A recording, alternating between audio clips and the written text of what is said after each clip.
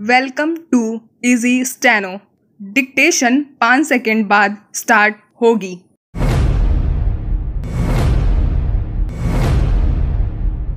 अरविंद केजरीवाल दिल्ली के मुख्यमंत्री हैं और आज देश की राजनीति में भी एक ऊंचे कद के नेता माने जाते हैं। इस मुकाम के शुरुआती सफर के दौरान केजरीवाल सामाजिक कार्यकर्ता अन्ना हजारे को अपना राजनीतिक गुरु कहते थे। तब के प्रदर्शनों के बीच राजनीतिक और सामाजिक मसलों पर दोनों के जो विचार सामने आए थे उससे यह साफ था कि उनके आंदोलन की दिशा क्या है। लेकिन मुख्यधारा की राजनीति में प्रवेश और फिर दिल्ली का मुख्यमंत्री बनने के बाद अरविंद केजरीवाल ने कई मसलों पर जो नीति अख्तियार की उसकी कई लोगों ने तारीफ की, तो बहुत सारे लोगों ने इन नीतियों की कसौटी पर रखने की भी मांग की। इस बीच दिल्ली में केजरीवाल सरकार ने खास तौर पर शराब के मसले पर जो रवैया अपनाया वह बहस का केंद्र बना। राजधानी में शराब खरीदने और पीने के मामले में पहले की नीतियों को जिस तरह नरम किया गया उसने समाज के एक बड़े हिस्से में चिंता पैदा की कि क्या यह शराब को आम करने और इस रास्ते एक बड़े नुकसान की भूमिका नहीं है।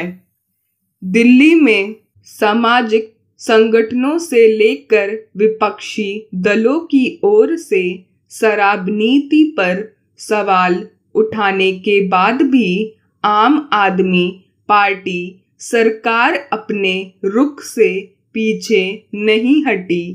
एक तरह से यह उस आंदोलन के विचारों के विरुद्ध था जिसके गर्भ से आपका जन्म हुआ। गौरतलब है कि भ्रष्टाचार विरोध के नाम पर हुए उस आंदोलन में केजरीवाल के सबसे महत्वपूर्ण अन्ना हजारे के शराब पर स्पष्ट विचार रहे हैं। इसलिए आज अगर अन्ना हजारे ने केजरीवाल की शराब नीति को लेकर तीखा सवाल उठाया है तो यह स्वाभाविक ही है। अन्ना ने इस मसले पर साफ लहजे में केजरीवाल को यह कहकर कटघरे में खड़ा किया है कि आपकी शराब नीति दरअसल कथनी और करनी में फर्क का उदाहरण है।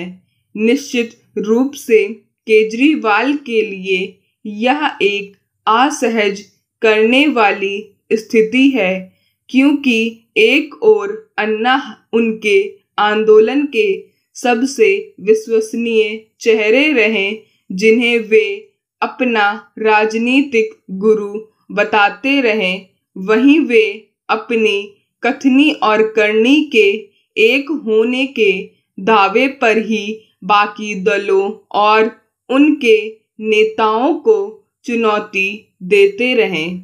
यह छिपा तथ्य नहीं है कि दिल्ली की आम आदमी पार्टी की सरकार ने शराब के मामले में किस हद तक उदार नीति लागू की। सच यह है कि आसान शर्तों पर शराब की दुकानें खोलने से लेकर इसे पीने की उम्र को 50 से घटाकर 21 करके सरकार ने इसके सेवन के दायरे का विस्तार किया। भारत में सामाजिक सशक्तिकरण के जो स्तर रहे हैं, शराब के सेवन को लेकर इसके शौक में डूबे या फिर लती लोगों की जैसी लापरवाही रही है, उसमें दिल्ली सरकार की नीति ने कैसे नतीजे दिए होंगे।